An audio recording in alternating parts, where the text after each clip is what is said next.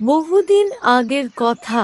কুসুমপুর গ্রাম থেকে কিছু দূরে একটি ঘন বনের কাছে ছিল একটি বড় পরিত্যক্ত গুহা। সেখানে বাস করত একটি মানুষ খেকো দৈত্য। কোনো মানুষ সেই গুহার কাছ দিয়ে ভয়ে চলাফেরা করত না। কেউ ভুল করে গুহার কাছ দিয়ে গেলে দৈত্য তার গায়ের গন্ধ বুঝতে পারত আর তাকে ধরে খেয়ে ফেলত।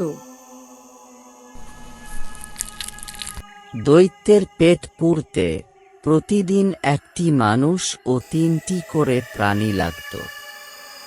কিন্তু সে মানুষ না পেয়ে বনের জীবিত প্রাণী ধরে ধরে খেত। দৈত্য ছাড়াও গুহার পাশেই আরেকটি ছোট গুহায় বাস করত একটি জিন। কিন্তু সে প্রাণের ভয়ে দৈত্যকে প্রতিদিন বন থেকে একটা করে প্রাণী ধরে এনে দিত। অন্যদিকে দূরের একটি অজানা গ্রামে বাস করত খাদিজা ও তার পরিবার। সে তার ছোট ছেলেকে নিয়ে একবার ঘুরতে আসবে কুসুমপুর গ্রামে। আশেপাশের অনেক গ্রাম ওই গুহা সম্পর্কে জানলেও খাদিজা ওই ভয়ঙ্কর গুহা সম্পর্কে জানত না।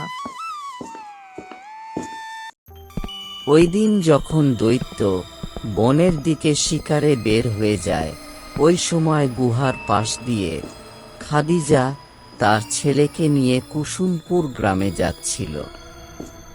কিন্তু পথিমধ্যে রাস্তায় প্রচণ্ড ঝড় বৃষ্টি শুরু হয়। তখন খাদিজা তার ছেলেকে নিয়ে ওই গুহায় গিয়ে আশ্রয় নেয়। কিন্তু কিছুক্ষণ পর খাদিজা খেয়াল করল গুহার ভিতরে অনেক বড় বড় ভয়ানক পায়ের চিহ্ন। সে বুঝল এখানে নিশ্চয়ই কোনো দৈত্য দানব বাস করে। তখন সে কিছুটা ভয় পেয়ে গেল। অন্যদিকে ঝড় বৃষ্টিও এত বেশি ছিল যে বাহিরে যাওয়াটাও বিপজ্জনক। এদিকে বিকেল গড়িয়ে সন্ধ্যা হলে দৈত্য গুহায় ফিরছিল। দৈত্য যখন গুহার কাছাকাছি আসে, পায়ের আওয়াজে পুরা গুহা কাঁপতেছিল। খাদিজা ছিল চালাক ও বুদ্ধিমতী। এই করুণ বিপদে সে এখন কি করবে ভেবে পাচ্ছিল না। তারপর সে বুদ্ধি বের করল এবং তার ছেলেকে চিমটি কাটতে লাগলো। ফলে ছেলে জোরে জোরে কাঁদতে লাগলো। তখন খাদিজা জোরে আওয়াজ দিয়ে বলল, এই চুপ কর, কাঁদিস নে। তোর মামা দৈত্য শিকার করতে গেছে, নিয়ে আসলেই তোকে দৈত্যের মাংস খাওয়াবো। দৈত্যটি এসব শুনে মনে মনে বলল, আমার গুহায় আবার কে ঢুকলো? এ তো মনে হচ্ছে দৈত্য খেকো। না, এখানে তো আর থাকা যাবে না। দৈত্য এই বলে সেখান থেকে ভয়ে বনের দিকে ছুটল। তখন ওই রাস্তা দিয়ে গুহায় ফিরছিল পাশের গুহার সেই জিন। সে দেখল দৈত্য চিন্তিত ও ভীত অবস্থায় বনের দিকে ছুটছে। তখন সে ভয়ে ভয়ে জিজ্ঞেস করল, মহারাজা, আপনার কি হয়েছে? এভাবে দৌড়াচ্ছেন কেন? আমার গুহায় দৈত্য খেকো ঢুকেছে। বলেন কি?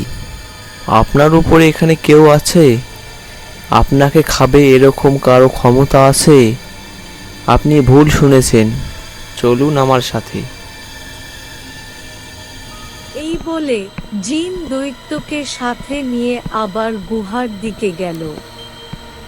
গুহা আবার কাঁপছিল বলে খাদিজা বাহিরে দেখল দৈত্যের সাথে এবার একটা জিনও এসেছে।